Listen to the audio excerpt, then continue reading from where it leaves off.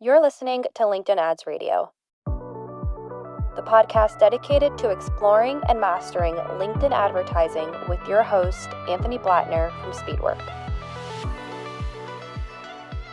Hello, and welcome back to the next episode of the LinkedIn Ads Masterclass. This is episode 5, and today we'll be talking about how to craft compelling ads with lots of copy and design best practices. So if you've listened to the first episode so far, I hope you've got a notepad full of ideas, and I look forward to hearing about how your campaigns are going. If you ever have any questions, always feel free to reach out to me on LinkedIn. I'm always happy to answer any questions and respond there. Or if you've jumped right to this episode, I don't blame you, because ad creative is one of my favorite topics as well. And why is that? So early in my career, I studied books by David Ogilvy, Eugene Schwartz, and others. And to the depth at which they explored creative, and especially copywriting, was mind-blowing to me. Even further, the research that Ogilvy put into studying reader comprehension and putting specific numbers to how much each tactic affected recall was fascinating. It really cemented for me that a good ad is, number 1, readable, number 2, memorable, and number 3, drives an action. I remember that Ogilvy advocated for people who were just getting started in marketing to start out as a copywriter, because strong copywriting is the foundation for everything in marketing. Visuals grab attention, but words sell, is something that he said. Words can convey emotion, they can build trust, and they can reason logically. The goal of an ad is to deliver a message and create an action. If your words don't land well, your reader will scroll on by and nothing will happen. But if they do land well, you have the opportunity to raise awareness to a problem or plant a new idea in the mind of your reader. All right, so let's get started. First, let's get in the mindset of advertising on LinkedIn. There are 3 characteristics of LinkedIn that we must discuss first. The first is acknowledging that LinkedIn is not Facebook. People don't mindlessly scroll for hours to kill time. Most people are usually on there to complete a specific task, whether that's making a post or looking up someone they're about to have a meeting with. More and more these days that LinkedIn is being used as a social media platform, people are opening the app instead of a Facebook to scroll throughout the day, so we are seeing more dwell time. But that's still to say people aren't spending the hours that they spend maybe on Instagram or other platforms. That's all to say that attention spans are short on LinkedIn. And the first principle of effective ads on LinkedIn is that they're short, simple, and straightforward because people are in a hurry. The second is that people are in a business mindset when they're there. They expect to see things relating to work. Therefore, the best content matches this mood. That tends to perform best. But don't take that as being too buttoned up and definitely not boring. Your goal is still to stand out from the noise and the rest of the newsfeed. Third is that while LinkedIn targeting can be very specific, job titles in the industries can still be broad and vague. So the most effective ads are clear as to who they are for so that you eliminate wasted ad spend on any irrelevant users. All right, let's let those 3 simmer in your brain while we move on. First, let's start with creative strategy. I break this into a few categories. First is to consider the level of audience awareness of who you are planning to advertise to. Basically, to think about, is this going to be a cold or retargeting ad? This concept was first beautifully described by Eugene Schwartz in his book, Breakthrough Advertising. There are different levels of audience awareness, and basically the colder or less aware your audience is, the more you must talk about them, their problems or desires, because at that point, they don't know who you are, so talking about your product or service means nothing to them. Similarly, talking about price or discounts doesn't mean anything in their mind because they have no anchor point for that. Cold audiences are also less willing to read long ads or watch long videos because you haven't earned their interest yet. The more aware and engaged they become, the more you can talk about your company or product or service, and the longer they'll be willing to read or watch. The second piece of strategy is content type. Awareness ads versus conversion ads. Awareness ads are meant to deliver a message, and those we're usually bidding on a CPM basis. A conversion ad is meant to draw an action, like a click to a website or a submission of a form, and for those we're often bidding on a CPC basis. These we'll keep in mind because this will guide the way that we craft the ad. The third part of strategy is angle. Keep in mind that different people care about and respond to different things. Some people are emotional, some are logical, and some can't stand FOMO.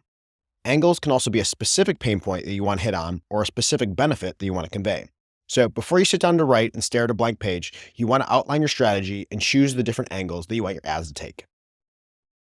Now that you have your strategy down, let's next talk about the key elements of a high-performing LinkedIn ad. In this episode, we'll mostly talk about sponsored content ads, which appear when users are scrolling in the newsfeed. On average, the reader will scroll and visually see your image first. If that grabs their attention, then their eyes will jump to read the headline of your ad, And if that headline gives them a reason to read on, then they'll move on to the body copy of the ad. Research shows that that is the typical flow that a user's eye will go through. The best ads are designed to facilitate that and deliver information in that order. The image packs a punch that makes them stop in their newsfeed. A headline puts a label on the ad, and then the body copy goes into more detail and convinces them to take that next step.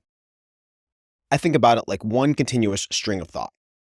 The other elements that will come into play in your ad are the CTA button on the ad, the company or person that the ad is on behalf of, with that person or company's profile picture and name.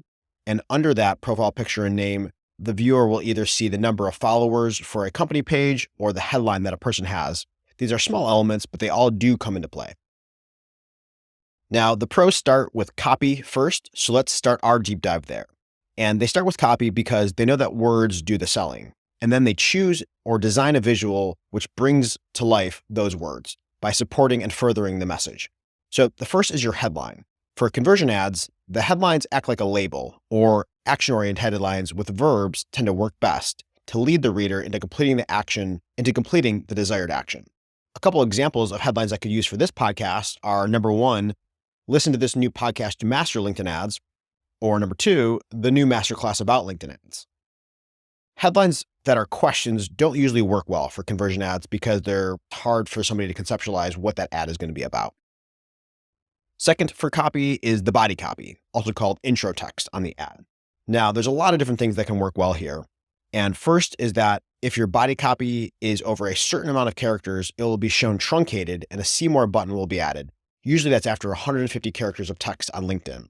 So keep in mind, if your ads are over 150 characters, that see more button will be added, and then somebody will have to click that button to see the rest of your ad. If your ad is under 150 characters, there'll be no see more button and everything will be displayed on the screen instantly. Keep in mind that most viewers do not click the see more button, so the first couple lines there are key. And these should be able to stand alone for the people that don't click the see more button, but do click through your ad. You want to make sure that the core message is conveyed. Now, in the body copy, this is where I like to call out the audience, saying something like, marketers, you think you know LinkedIn, but have you learned the 2023 updates? Then for the rest of the body copy, be mindful of your formatting. Spacing between paragraphs can help somebody scan your ad, and also so can using a list format. In the body copy, you want to reiterate your call to action if applicable. And finally, putting a link in the body copy is shown to increase CTR. Now, copywriting is an infinitely deep subject, so I'm not going to go into all the different techniques like social proof and scarcity in this episode, but I'm sure we'll have another episode that dives even further into more of those techniques specifically. So that's copy. The next is design principles for eye-catching LinkedIn ads. After you write the copy, choose a visual that will support and further the message of your ad. Make sure that visual aligns with your message. If you're talking about software, show illustrations of the software or screenshots of the software. If you're talking about an outcome, maybe you show people that represent the reader achieving that outcome. The visual and any overlaid text should be the most pointed. For the text on the image, think about the billboard rule. If someone is speeding down the highway, which in this case is the newsfeed, they can really only comprehend about 5 to 7 words at high speeds. So more than that, and you'll likely have low engagement rates because people haven't had a chance to comprehend the whole ad. Keep in mind that some people click without reading the rest of the ad, so design your visual and overlay text so that it can stand alone if needed if the rest of the ad is not read. The best images have a linear path for your eye to follow. For example, when everything is left justified and your eye can quickly scan down it, that's usually maximum readability. Now, study shows that images of people, especially when they're looking at you at the camera, draw the most attention. There's something about being watched that stops us in our tracks. Logos are generally recommended to include in the image when it makes sense to, because logos in that image convey a sense of authority and ownership of that message, and it starts to create the connection between the reader and the company. Sometimes you'll see images and if they don't have a logo, you question, was this image just pulled in from the post on that page? Is this image from somebody else? But putting the logo there creates that connection. Next is talking about image format. Years ago, LinkedIn only used to support the horizontal rectangle images, and to this day, I still see a lot of ads using this. But today, LinkedIn does support a variety of image dimensions from those rectangles to square to vertical formats. Note that horizontal to square formats and height are shown on both mobile and desktop, while vertical creative is only shown on mobile. So typically, square formats tend to perform best because they are shown on both platforms while taking up the most screen real estate. And taking up more real estate is good because it gives you a chance to deliver more information. It has a better chance of grabbing their attention and increasing your engagement rates, which will also increase your quality scores. And better quality scores get you lower costs on LinkedIn ads. As of a few months ago, LinkedIn now supports GIFs in image ads. I still don't know if you say GIF or GIF. These are the motion graphics in an image file. This is great because you can add a short animation or motion to your images, and this little extra bit can help draw more engagement to your ads. Additionally, sometimes you can convey a point better with a little bit of motion in a way that's not possible with a static image. So I usually recommend starting with static images and then take your winners and try to beat them by adding a little bit of animation to it. Then finally, our video ads. Video ads are good for the brand awareness ads because you can convey a lot more information in a video. But for conversion ads, I find videos don't tend to perform as well for the reason that watching a video often distracts from clicking on the ad. Somebody might watch the video and then kind of forget to click through or then keep scrolling, and then they don't complete your action. Also, people often click before they've watched the whole video, so you get a lot of unintentional clicks of people not really knowing what they're clicking on.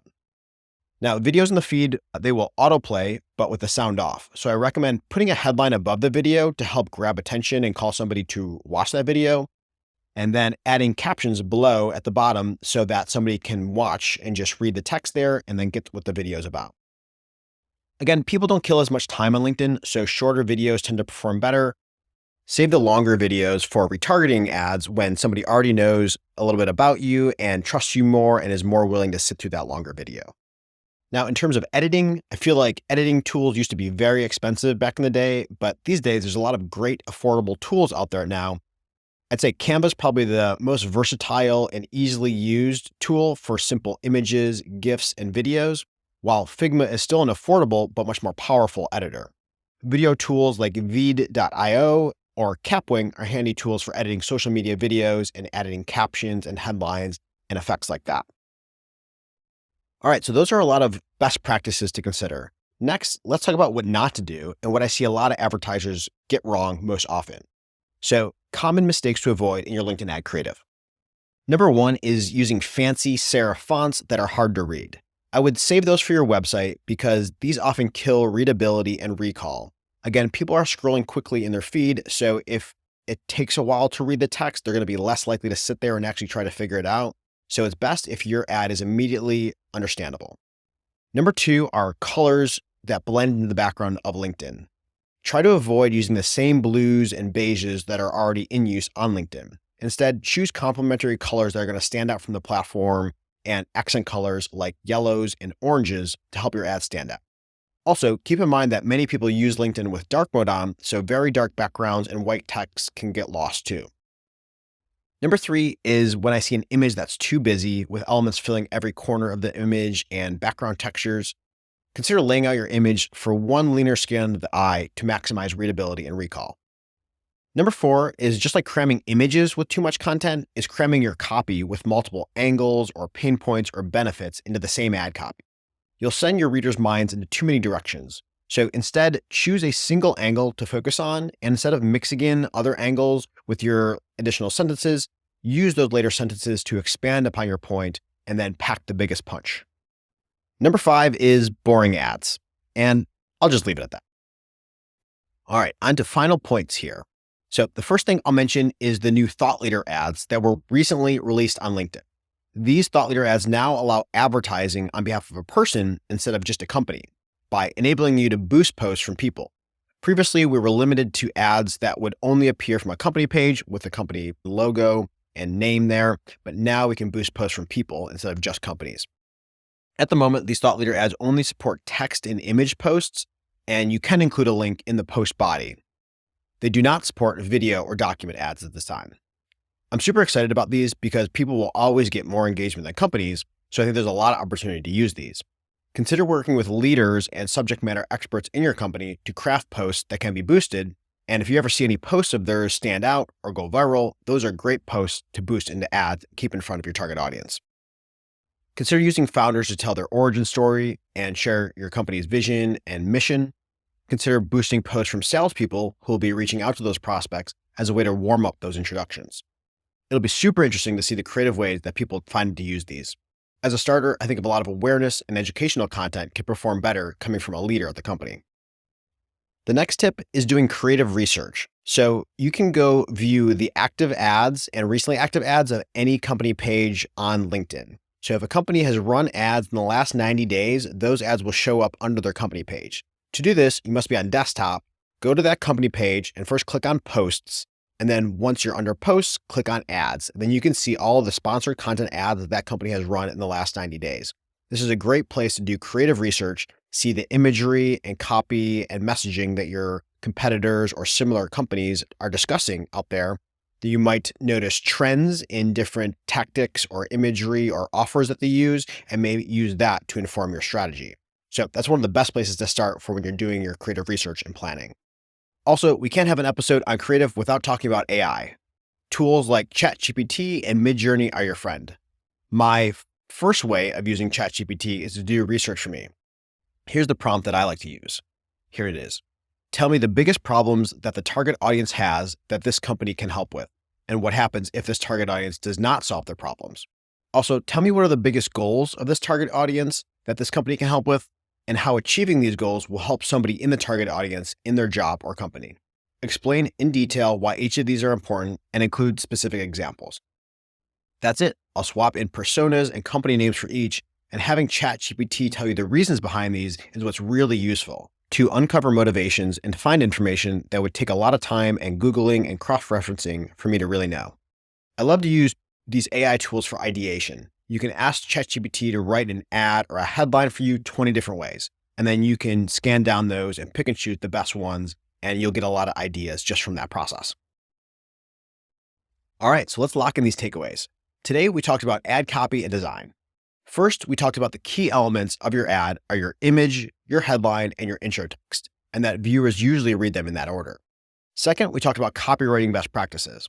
Remember that the See More button is included after 150 characters. And when you're writing your copy, keep your sentences short and your paragraph short so your copy can be scanned quickly. Next was design. It's helpful to overlay your images with text because some people will click without reading the rest of your ad. With those text overlays, remember the billboard rule and to limit it to 5 to 7 words if possible. Avoid overcomplicating those images with too many elements. If an image is too busy, people will just scroll by. Next were common mistakes to avoid. Number 1 is avoid fancy serif fonts that are hard to read. Number 2 is avoid colors that blend into the background of LinkedIn, including dark mode colors. Number 3 was avoid images that are too busy. Number 4, avoid mixing too many angles into one ad. And number 5, avoid boring ads. Edginess and entertainment can go a long way for ad recall. Finally, some resources that I mentioned are Breakthrough Advertising by Eugene Schwartz, probably one of the best copywriting books of all time. Next was David Ogilvy and his books Confessions of an Advertising Man and Ogilvy on Advertising. Others that I like are the Copywriter's Handbook by Adweek and the Non-Designer's Design Book by Robin Williams. All right, that's it for this episode. I can't wait to dive into this next topic with you soon. Thanks for listening to LinkedIn Ads Radio. That's it for this episode. Stay tuned for more.